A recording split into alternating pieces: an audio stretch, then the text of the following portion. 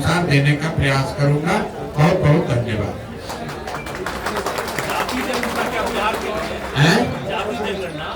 जो बिहार में दावेदारी कर रहे नीतीश कुमार और जो अन्य सरकार है, बोलिए बोलिए, माइक में लेके बोलिए, माइक में लेके बोलो। अभिशाप है बिहार के लिए, क्या अभिशाप है या फिर वरदान? नहीं, जाति की बात कर रहे हैं कि जाति जनगणना की बात कर रहे हैं? नहीं, बिल्कुल नहीं। अभिशाप क्यों है? किसी भी, पहली बात कि बिहार में जो काम हुआ जातियों की संख्या को गिनने का, वो जनगणना नहीं है, वो सर्वे है। जनगणना कराने का अधिकार राज्य सरकारों को नहीं है, जनगणना केंद्र का मामला है। लेकिन उसको आप सर्वे कहिए या जनगणना कहिए, जो सर्वे यहाँ आया उससे कोई दिक्कत नहीं है।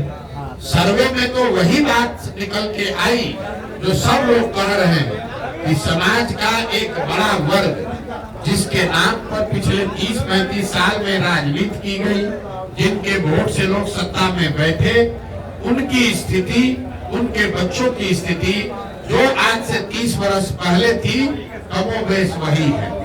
जातीय जनगणना सर्वे का जो राजनीतिक फायदा उठाने की लोग कोशिश कर रहे थे, पिछले 1 साल से हम कह रहे हैं इसका कोई राजनीतिक फायदा नहीं हो सकता है। और उसका परिणाम ये है, आप देख लीजिए कि जातिगत जनगणना और सर्वे को देशव्यापी मुद्दा बनाकर भाजपा से लड़ने का दावा करने वाले नीतीश कुमार खुद ही अपना दल छोड़कर भाग गए भाजपा की शरण में। अगर जातिगत सर्वे का कोई चुनावी असर होता तो नीतीश कुमार छोड़कर भागते नहीं। ये सीधा दिखाता है, कोई भी सर्वे, कोई भी जनगणना अगर आप करते हैं, समाज के विभिन्न भागों के वर्गों की स्थिति के बारे में अगर सरकार को उसके बारे में बेहतर जानकारी होती है तो उसमें कोई नुकसान नहीं है। लेकिन सिर्फ जानकारी हो जाने मात्र से लोगों की स्थिति नहीं सुधरेगी। ये जनगणना का विषय नहीं है।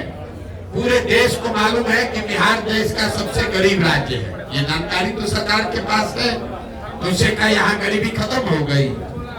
पूरे देश को मालूम है कि बिहार सबसे अशिक्षित और बेरोजगार राज्य है, तो क्या यहाँ उससे शिक्षा की स्थिति सुधर गई? ये तो ऐसे हुआ कि आप पुस्तकालय में, लाइब्रेरी में जाइएगा, आपको सारे किताब रखे हुए, उससे आप ज्ञानी थोड़े ना हो जाइएगा, आपको सही किताब पढ़ना भी पड़ेगा। तो जनगणना से जो स्थिति निकल के आई उससे स्पष्ट है कि बिहार में गरीबी, अशिक्षा, भ्रष्टाचार, भुखमरी बहुत बड़े पैमाने पर है। और जिन वर्गों के नाम पर लालू जी, नीतीश जी ने पिछले 30 वर्ष में राज किया, उन वर्गों के लोगों को इसका कोई लाभ नहीं मिला है। ये बात पहले उनके विरोधी कहते थे। जनगणना कराकर नीतीश कुमार, लालू यादव ने वो कीचड़ अपने आप अपने मुंह पर लपेट लिया। ये स्वीकार कर लिया कि जिन वर्गों के प्रतिनिधित्व की, आवाज की, एम्पावरमेंट की बात कर रहे थे, उन वर्गों को पिछले 30-35 साल में कोई लाभ नहीं मिला है। ये जो कहा जा रहा है कि सत्ता में जो लोग बैठे हैं, तो भाई ये बताइए कि अगर जो समाज में अति पिछड़ा है, जो वंचित है, जो मुसलमान है, दलित है, महादलित है, अगर उसको लाभ नहीं मिला तो उसके लाभ का हकमारी किसने किया? जो लोग सत्ता में बैठे हैं उन्होंने तो किया। तो सत्ता में 32 साल से बैठा कौन है? लालू और नीतीश। तो अगर हकमारी हुई तो सबसे बड़ी हकमारी लालू और नीतीश ने की है। इनको किसने रोका है? आज अभी सरकार में थे लालू नीतीश, साथ में किसी अल्पसंख्यक को गृह मंत्री बना देते, उप मुख्यमंत्री बना देते। तो जब सरकार बनी तो मुसलमानों के वोट से आरजेडी जो अपनी राजनीति करती है, उन्होंने मुसलमानों को एक भी विभाग नहीं दिया। अभी राज्यसभा में अपना भेजे हैं एमपी, राज्यसभा में किसी मुसलमान को नहीं भेजा। मुसलमानों को भाजपा का डर दिखाकर वोट लिया, लेकिन उनको प्रतिनिधित्व नहीं दी, भागीदारी नहीं दी। तो किसने हकमारी की? भाई प्रशांत किशोर तो है नहीं, कांग्रेस तो वहाँ है नहीं, सत्ता में है आरजेडी, और मुसलमानों ने वोट दिया है आरजेडी को। और उसके बावजूद अगर आरजेडी आपको हक नहीं दे रही है तो आपका हकमारी वही कर रहे हैं। यही हाल नीतीश कुमार ने किया। 15 साल से अति पिछड़ा दलित, महादलित का वोट लिया, लेकिन कितने अति पिछड़ों को कोई विभाग दिया? कितने अति पिछड़ों को सामाजिक राजनीतिक जगह दी, अपने विभाग में अपने मंत्रिमंडल में कितने महादलित को जगह दिया है। आप जरा देख लीजिए, उनके अगल बगल बैठने वाले जो लोग हैं वो किस समाज के लोग हैं, वो कितने अति पिछड़ों को बगल में बैठा है। यहाँ का गृह मंत्रालय, यहाँ का वित्त मंत्रालय, यहाँ का ग्रामीण विकास, जल संसाधन, पथ निर्माण, ग्रामीण कार्य, ये जितने बड़े विभाग हैं इसमें कोई अति पिछड़ा, कोई मुसलमान नहीं है।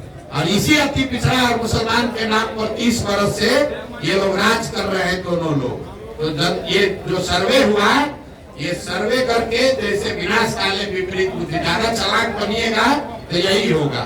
ऊपर वाले ने आप ही के हाथ से ये स्वीकार करा दिया, प्रमाण दे दिया कि जिस 30 साल से मुसलमानों के अति पिछड़ों के, महादलित के, वंचित के नाम पर आपने वोट किया, उनको आपने कोई हक नहीं दिया।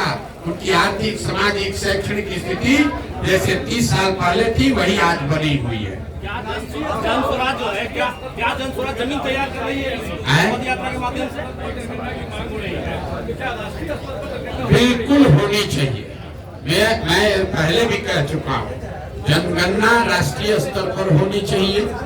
उसमें जनगणना के दौरान जो जानकारी निकल के आए उस पर ईमानदारी से उसकी स्थिति में सुधार के लिए प्रयास भी होना चाहिए। अब आप स्थिति देखिए, राहुल गांधी आज इस देश में कह रहे हैं कि जाति के आधार पर जनगणना होना चाहिए।